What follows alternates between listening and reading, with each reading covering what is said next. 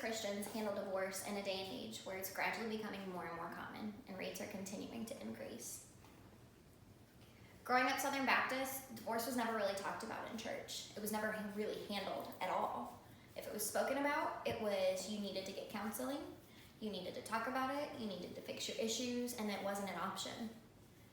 While Malachi 2:13 through 16 does say that God hates divorce, however, there are 2 instances in the Bible where God excuses it and makes it okay. But what are those excuses? What are those reasons? What do we as Christians do with that information? Are we supposed to just bail on bad marriages? How do we handle that? Let's start with the common misconceptions of divorce. First and foremost, the most common misconception of divorce is that once you get there, once you get to the point of thinking about divorce, you can't go back. That's not the case. There is always therapy, there is always counseling, there is always trying to fix issues and praying about it. The next common misconception is that it's inexcusable.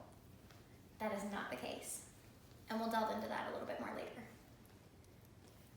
But next, let's go over the most common reasons for divorce. First and foremost, money.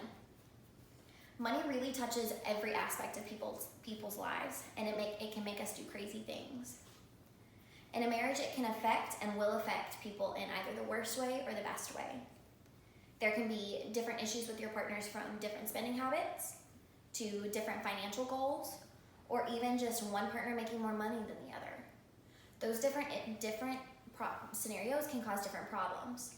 It can cause a power struggle if one partner makes more than the other. It can cause several issues if the partner does not agree on how to spend the money. It can cause even major issues if it's unresolved.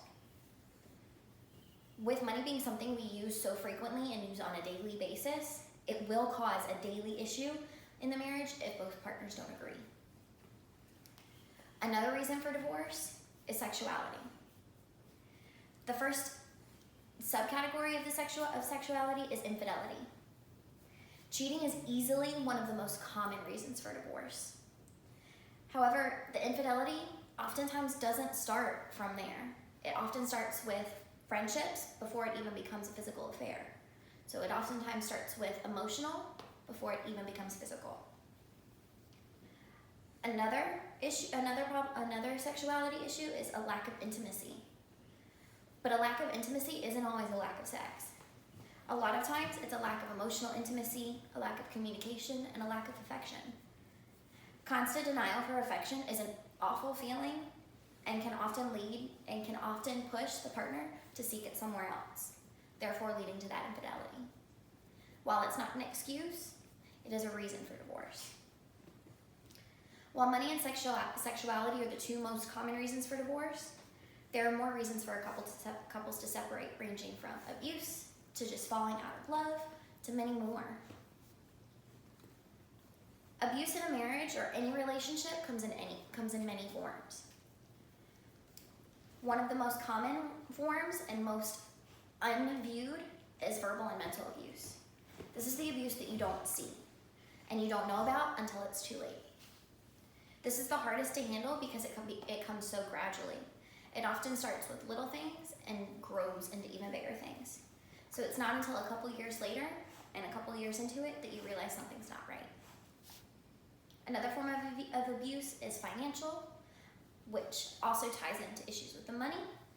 Another form of abuse is physical. This can often be the most daunting because it leaves physical marks and it leaves visible issues and visible problems. Most of the time with abuse, you will never know the spouse is being abused. Both partners oftentimes do a very good job of hiding it. If you suspect someone being abused, how should you handle it? You can always contact the proper authorities if necessary, help find support groups for them, also pray and ask how you can help them. Now that we know some of the statistics behind divorce, what do we do with this information? We know what causes it, we know how to help, but how do we handle it as Christians? What does the Bible say about it? Are we supposed to fight for it, or is it okay for someone to leave? Let's start with what the Bible says. First and foremost, Malachi 2:13 through 16 says that marriage is sacred. Marriage is for the two of you. It's you and your partner. That God hates divorce, and that marriage is designed to produce children of good character. So your marriage, the moment one partner becomes unfaithful, it becomes excusable to leave the marriage because God is no longer in that marriage. While God does hate divorce, it doesn't mean that it's not okay to not leave. Because just like he hates it, so do I, and so do you. Marriage is designed to produce children of good character. So if you decide to stay for your family, by all means.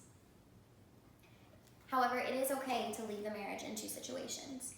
Matthew 19:8 through 9, and Corinthians 7:15 discuss those reasons. Matthew 19:8 through 9 discusses sexual immorality. The sexual immorality allows the partner to be able to leave without an issue. Corinthians 7:15 says that if an unbelieving partner in the marriage leaves and abandons the believing partner will have no issues. God is not in those. So in conclusion, as someone who's been through a divorce at a younger age and grew up Christian, I've heard it all. I've had people tell me it's inexcusable, that I'm going to hell, that I should have fought for it harder. I've heard it all. I've also had people tell me that it's okay. I've had people tell me that I would have made God proud. I've also had people tell me that I did the right thing. My views on many things have changed throughout the years. Divorce is the biggest thing that my views have changed on. I no longer look at it in the way of it's not an option. I look at it as it happened and I've been forgiven for it. While some reasons for divorce are fixable and avoidable, some require separation in order for us to be better Christians. Ultimately, it's up to each and every one of you to decide how you view divorce. But I do hope that I leave you with a little bit of insight onto what causes it and to how you're supposed to accept the other person. Thank you.